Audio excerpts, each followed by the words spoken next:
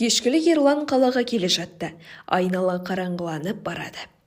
Қыстың қысқа күні бұлтқа оранып, қызарып батып бара жатыр. Ертең аздап аяз болар деп ойлады Ерлан.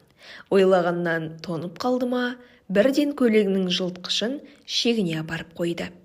Астана алыстан мұнартып көрінеді.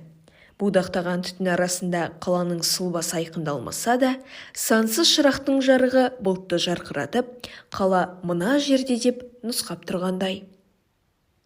Ерлан жазда құрылыста жүргенімен қыста жұмыссыз.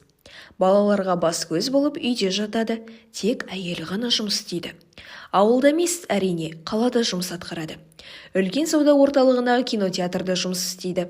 Жұмыстан кеш босайтындықтан ертерек ауылдан келіп алып, жаңадан шығып жатқан кинолардың біразын жұрттан бұрын тегін тамашалап үлгеретіні жақсы. Достары, бәлен киноның дискісін алып келдім деп қараса, оны 3 ай бұрын көріп тастадым деп жауап береді маңғазданып.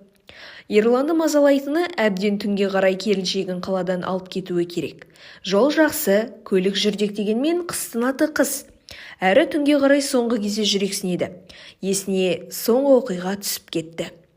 Кешкілік ымыртта тағы қалаға қарай зулатып келе жатқан. Асығатын жөні бар. Бүгін келіншегінің туған күні. Ол да жұмысынан ерте сұранған. 1 сағаттан соң үйіне жора жолдастары жиналады. Ал үстелдің бар керегін әйелі түнде дайындап кеткен.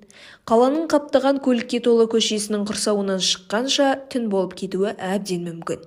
Қонақтар күтіп қалса, ұят емес пе? Үлгермей қалса, тіпті айтпа оны. Ауыл мен қаланың ортасында басқа мекен жоқ, айдала.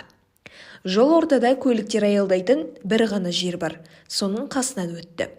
Аяқ суыта тұрақта бірнеше жүк көлігі және бір автобус аялдап тұр. Тұрақтан бірер шақырым ұзаған бетте жол шетінен қарауытқан сұлба қараң ете қалды. Жақындап келгенде байқады. Жеңілдеу киінген 12-13 шамасындағы қыз бала. Ойбай, мына суықта не қылып жүрсің? Тоңып қалдың ғой деп іштей күбірледі. Жылдамдықты кенет азайтты. Көлік ышқынып барып ірке тоқтады. Қыз жанына емес, көліктің артқы есігін ашып кіріп отырып алды. Жол бойы серік болатын адам отырғанына көңілденіп, неге айдалада жүрсің деп сұрағысы келді. Бірақ кішірек балаға тіл қатудың ретін таппады. Әшейінде сайрап жүретін Ерланның кей көздері тұтығып, тосылып қалатынына жыны келеді. Қой, өзі сөйлессе сұрайын деп, кешкі сауықтың жоспарын қайтадан бүге-шігесіне дейін бір пысықтап кетті.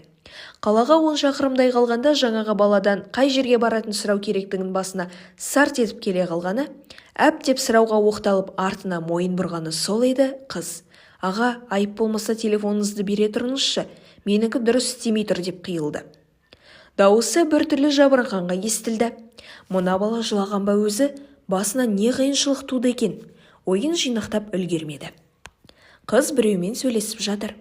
Аға, неге сол жолы қателікке бой алдырыңыз? Жолда байлап жүрмедіңіз бе?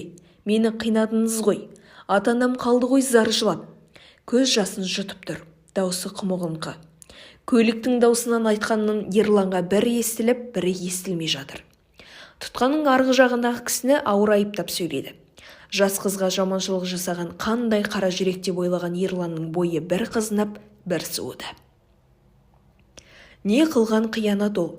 Қараса қалаға кіреберістегі бекетке 5-6 шақырым ғана қалыпты. Жылдамдықты азайту керек деп ойлағанша, телефоны жанындағы орынға сарт етіп құлап түсті. Қыз, аға, осы жерден қалдырып кетіңізші деді. Жылдамдық тағы да кенет азайды. Көлік іркіліп қалғанымен тоқтай алмай сырғанап келеді. Ерлан мынадай кеште жас баланы далада қалдыра алмайтынын айтпақ болып, салонға бұрылып үлгермеді. Есік сарт етіп жабылды. Сырғанап бара жатқан көлік біраз сүйретіліп барып тоқтады. Артына қарап еді, әлгі қыз көрінбейді. Жолдың қарсы бетінен де байқалмайды. Әрі-бері қарап баланы таппай дымы құрыды. Осы кезде телефоны шу көтеріп қоңыраулата бастады. Көтерсе келіншегі. Қайда жүрсің? Күтіп қалдым. Жол бойындағы жайтты түсіндіріп созбалап отыратын жағдай жоқ. Алды артына қарады. Қыздың қарасы көрінбегенсін, қолды бір сілтеді де, жарты сағаттан соң сыртқа шыға бер деді келіншегіне. Кіреберістегі бекеттен өтті. Жолдағы полицейлер бұған назар салмады, телефонмен сөйлесіп тұр екен. Есіне қыздың біреумен өз телефон арқылы сөйлескені сарт ете қалды. Дереу тұтқаны қолға алып нөмірді тауып алды. Гудок барып тұр. Алло деп қайталаған жігіттің даусы естілді.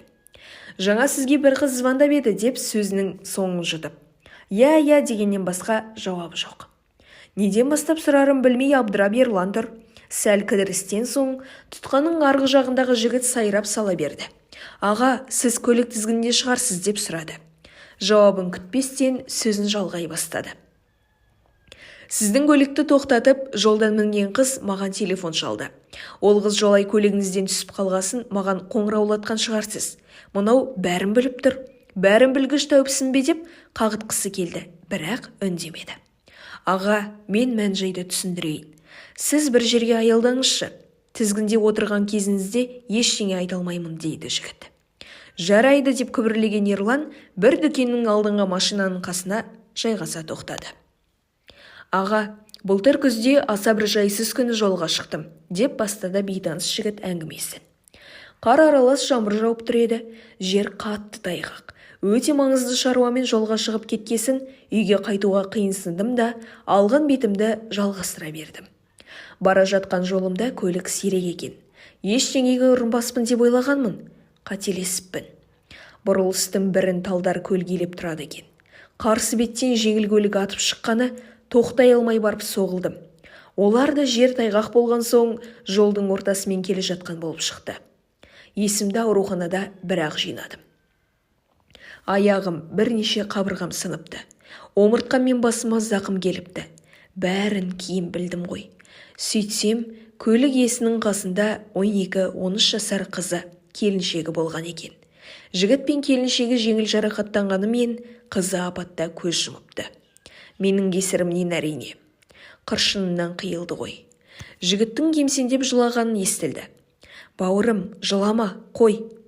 Оқиға болғанына 1 жылдан асып кетті. Соңғы кезі сол қыз бала әруағы тыншығымен тыныштық бермей жүр. Жолда көлік тоқтатып мініп, жүргізушінің телефонмен маған қоңырау шалады. Ылғи айтатыны, аға, сол күні неге жолға шықпай-ақ қоймадыңыз деп айыптайды. Түнде осылай жиі хабарласатын болды.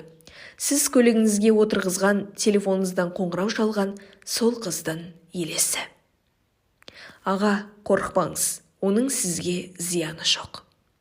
Байланыс үзіліп кетті. Ерланның бойы бір суынып, бір сынды.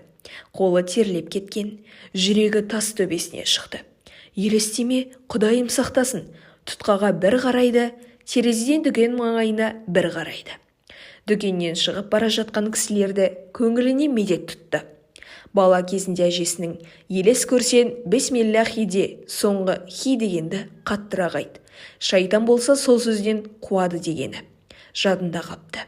Бірнеше рет қайталады бисмилласын. Рөлді қолына алса, 2 қолының дірілдеп тұрғанын байқады. Көлікті жүргізе алмайтынын сезді. Есіне осы маңайда тұратын досы түсті.